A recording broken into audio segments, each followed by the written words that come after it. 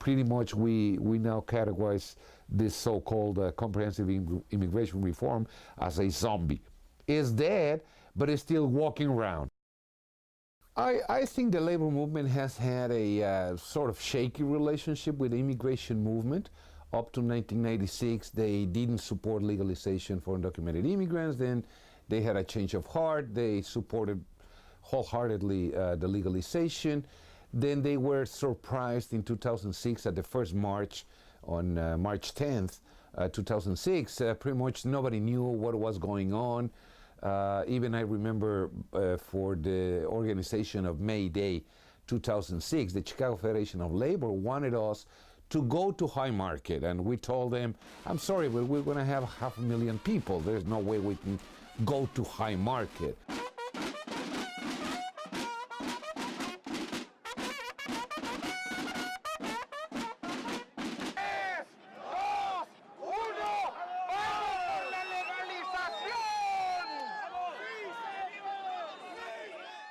In 2007, I think that was one of the highlights when the AFL-CIO had a full declaration supporting fully immigrant rights, rejecting any kind of guest worker program, rejecting any kind of employer sanctions, you know, that would contribute to make life more difficult in the workplace for both undocumented immigrants and legal immigrants, and after legalization, immigrants, and so on and on. And then at the beginning of this year, what we saw is a 180-degree turn when the AFL gets into an agreement and signs an agreement with the U.S. Chamber of Commerce, basically accepting guest worker programs and accepting the flawed idea that legalization has to have a path to citizenship. And I call it flawed because that's a political statement. I wish everybody was a citizen. I wish every citizen was registered to vote. And I wish everyone voted.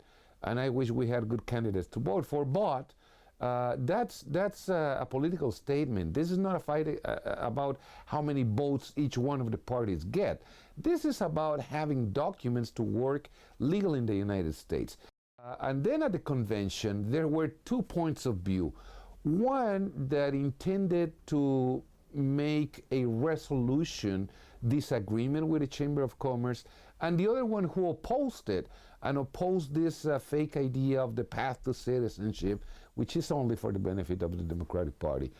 And the two proposals, instead of being confronted, you know, and voted up and down each one of them, they were consolidated into one in a very weird resolution, which is to say, we do support 744, but we reject the concepts and principles and the everything 744 contains. So it's a really weird resolution. I guess the AFL is just playing politics, supporting the Democratic Party with the issue of immigration more than anything. October 2013 has been a month of actions on behalf of immigrants' rights around the country. The government shutdown dominated headlines all month for obvious reasons, so the hundreds of marches and rallies held across the country did not receive much attention by the mainstream media. But starting with the rallies in 150 locations around the country on October 5th, thousands have marched demanding justice for immigrants, and actions have been held all over the nation over the course of the month. The actions come at a desperate moment for the immigrants' rights movement. So-called comprehensive immigration reform seems basically dead in Congress, despite a recent injection of rhetorical life since the end of the government shutdown. This may not necessarily be a bad thing, given Senate Bill 744 had much more to do with immigration law enforcement than in providing legalization to the 11 to 12 million undocumented people residing in the U.S. But the number of deportations under the Obama administration at an historic high of some 1.6 million has undocumented immigrants living in unprecedented fear, despite such concessions by the administration, such as the administrative action on behalf of the Dreamers, the undocumented college students. We have spent considerable time here on Labor Express over the past year giving voice to those who are critical of Senate Bill 744. But it should be acknowledged that the majority of the immigrants' rights organizations have endorsed Senate Bill 744, desperate for any path to legalization, even as one as difficult, convoluted, and at such high cost as that provided in SB 744. That divide in the movement was evident in the 5,000-strong March for Immigrants' Rights held here in Chicago on October 12th. The march in Chicago was dominated by organizations like ICIRR, the Illinois Coalition for Immigrant and Refugee Rights, who are supportive of Senate Bill 744. And some of those who oppose it refused to attend the march altogether. But critics of the Senate bill also participated in the march, and perhaps what is most telling is the dominant message of the march, at least from the number of signs, was the call for a moratorium on deportations. This has arisen as a position that the entire movement can support. And in light of the unlikelihood of passage of any reform this year, the movement is demanding Obama use his executive authority to declare a moratorium on deportations.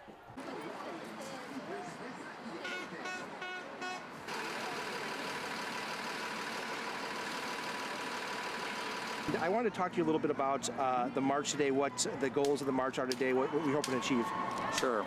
Well, today's march is a continuation of our efforts to escalate pressure on Congress to move on immigration reform and renewing our call also to stop deportations. The immigration issue is not going away. The House, the leadership in particular in the House of Representatives needs to, come up with a solution to our immigration system.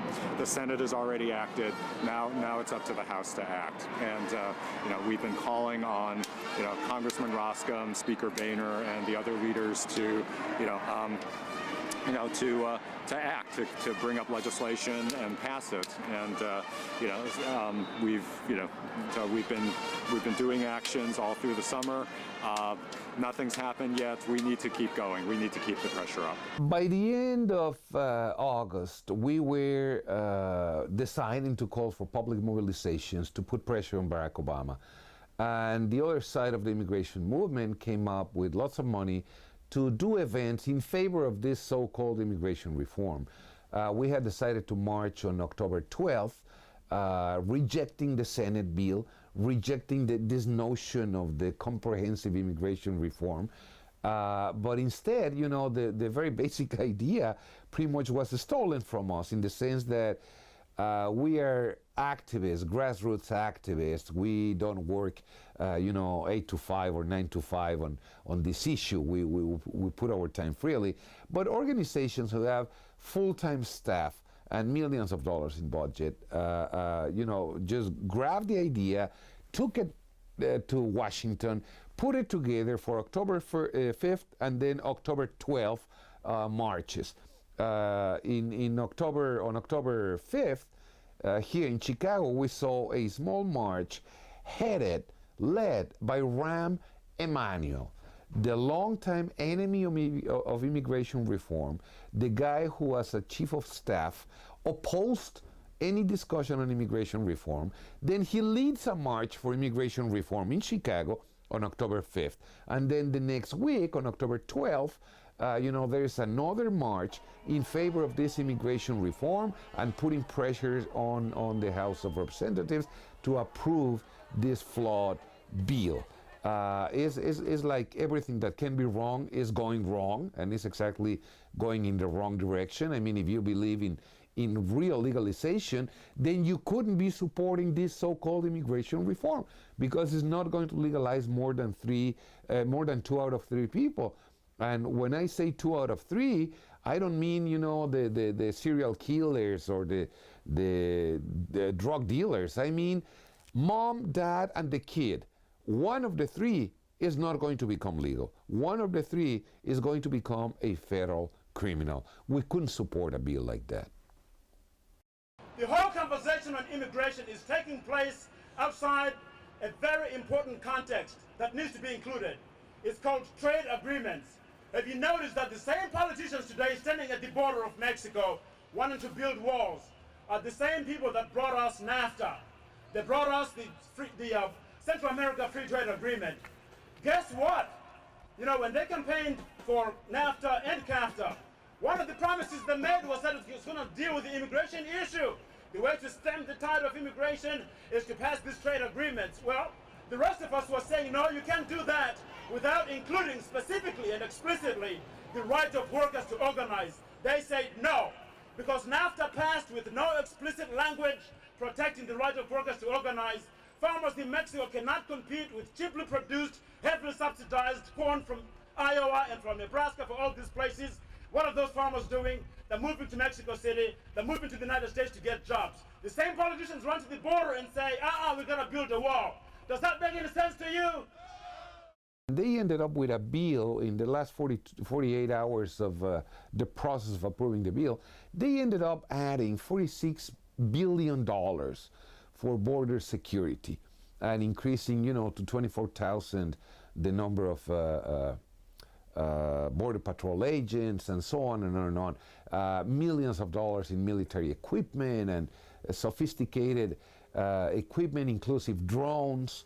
The drones they are not using now in Iraq, well, they are going to be using them in the border.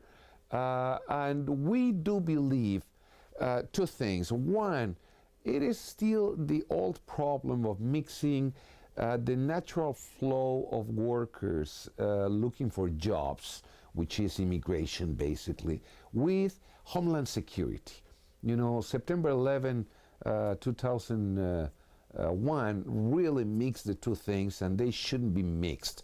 It is one thing to provide for visas for international workers to come and work here, and it's a completely different thing, national security, terrorism, and the international policies of the United States. So that's one. The second one is we do believe that they added this lots of money in order to convince Republican representatives in the House of Representatives, because most of the electoral districts in the border are Republicans. So the way to get their vote for an eventual vote in the House for an immigration bill, it is to say, okay, we have $46 billion here. So you take, 1,000, and you take 1,000, and you take 1,000, and you take 1,000, and vote in favor of immigration reform. So it's a sort of buying out the Republican votes of the border districts. That doesn't make sense. That's not immigration reform. That's an economic bill. It's promoting jobs if you want to, even if it's building a very stupid wall in the border, but that's an economic bill. That doesn't have to do with immigration. It's all flawed. Yeah, I believe one of the stipulations of the Senate bill, again, too, was that the legalization aspects of the bill wouldn't kick in until there was this guarantee of border security at like 90-some%, I believe was the figure. I mean, how realistic is that? Do we think that's really achievable? That it almost sounds like there's a potential here that they could be, all the enforcement parts of the bill could go into force, and the legalization parts could be left out for a long time to come if they can't achieve that figure. Jerry, that's not actually accurate. Oh, okay. The legalization provisions would start when the Homeland Security issues its border security plans, which they may very well have in their back pocket. So, once they publish those documents and start implementing them, then they can start taking applications for legalization for provisional status. Homeland Security would still need to achieve certain additional enforcement goals before people can get green cards, but they would have 10 years to do that. This is under the Senate bill. And I should add that this is just one piece of legislation, which again, it may or may not be an indication of what we finally end up with. But until something is actually signed, everything is still on the table. Receiving petitions for this temporary status doesn't start until a committee formed by border governors, border congressmen, sheriffs from border counties, put together a huge study on how to fortify and defend the border. They have supposedly 6 months to do that after the signing of the bill. If they don't agree on how to put together this plan to secure the border, then the legalization part does not get into effect. It doesn't go into effect. It may take a year, it may take a year and a half, it may take 2 years, who knows. And then, at the end of the 10 years, if the border is not 90% secure, and I don't know how to figure this out, because they say at least 90% of all people crossing illegally the border has to be detained, arrested, and deported.